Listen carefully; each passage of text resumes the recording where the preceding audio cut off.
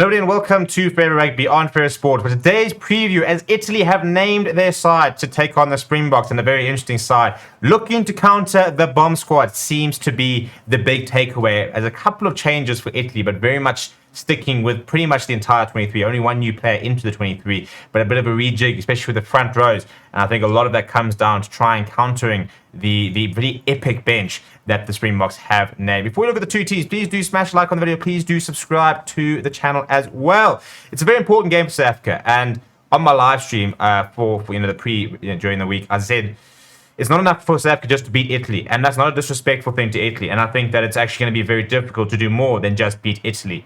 But given the fact that the Springboks are on the back of two consecutive defeats, and given the fact that there is all this sort of, Rassie Erasmus drama there, the fact, South African fans are being pulled through the mud a little bit at the moment, there's a lot of tension surrounding the Springboks, the best thing the boss can go and do is silence any sort of critics or any sort of noise with a proper on-field performance. So, as always, the Springbok side tends to do a lot of its talking when the chips are down on the field. And I wouldn't say the chips are down from, a crisis point of view, but there's still just a lot of controversy around them. And I think a big performance here against Italy, will just go a long way towards just sort of quietening that down and being a little bit more comfortable within the space at the moment. But it's not going to be an easy job because it's a very good Italian side. So let's start with the Italian side, shall we? And I'll explain to you why I think a lot of it's done to try and counter the bomb squad. So the only two changes in the starting lineup is Giacomo Nicotera and Pietri Ceccarelli. And why, as I said, I think those are two big changes because they've dropped Gianmarco Lucchesi, who was the man of the match last week, as well as Simone Ferrari, who have done very well. And I think that's been done given the fact that the Springboks are looking to unload in the second half, and they want to bring on two of their better players. Lucchesi was just absolutely phenomenal. He was superb last week. And I think, much like the Springboks are looking to bring on Malcolm Mark for that impact, they're going to try and do the same thing and try and nullify that impact a little bit.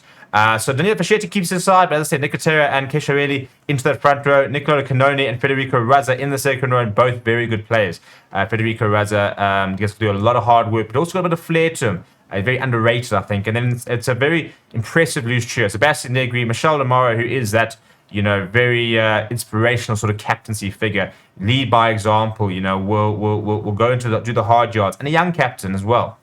And then Lorenzo Canone, who I think is one of the most exciting young players in Europe. I think that he is proper good, incredibly young. He's 21 years old, playing really good rugby as well at club level, and I think that he's going to be an international superstar.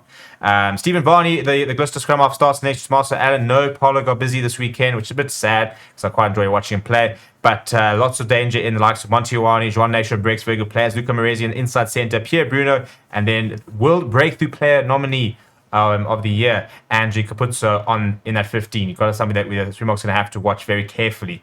Then off the bench for the Italians, Gianmarco Lucchesi, Ivan Limar, Simone Ferrari. It's a very good front row to be able to bring on. David Ceci, then Manuel Zuliani comes into the side, the only new face in the 23. Alessandro Garbisi, Eduardo Padovani, and Tommaso Menoncello is the rest of the bench. In terms of South Africans, couple of changes once again. No changes in the front row. Oxenchair, Bongi, Nambi, and Francois Herber do still start. However, there's a change in the second row with Salman Murat and Marvin Uri getting their first opportunities of the Autumn Nations series. Franco Mostert has switched to flank. Jasper Wiese has returned after his concussion protocol and starts at 8, and then Siya Kolisi at 6. Faf de Klerk, partners Damien Willemse. So once again, the back three of Kirkley, Arons, Chesney Colby, and Willie Leroux is unchanged. However, Damon De Allende has shifted to the 13 jersey, and Andre Esterhuizen comes in for his last opportunity to impress in a Bok jersey. He will not be available next week. And so we're going to answer two questions in the centres. First of all, is Andre Esterhuizen, can he bring his form from the Premiership into international rugby? And then we're going to find out if Damon De Allende can do a job at 13.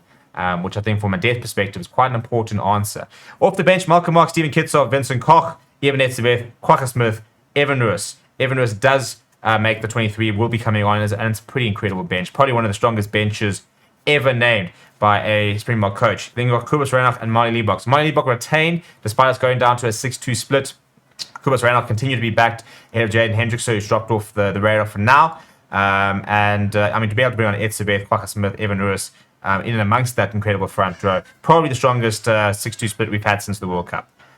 So a very exciting bench that'll definitely be able to sort of bring a big impact, even with Italy trying to sort of counteract. And we need to try and go out. We need to bully them up front, but we also got to start, really sort of turning the screws. You're when under pressure, keep going, keep them under pressure, take the points, build scoreboard pressure, hit them where it hurts, defend well, and put in a sort of an overall, a really complete performance. Let me know what your score predictions are down in the comments below. Please do smash like on the video and subscribe to the channel as well. Thank you very much for watching. My name is Steven. I'll chat to you soon.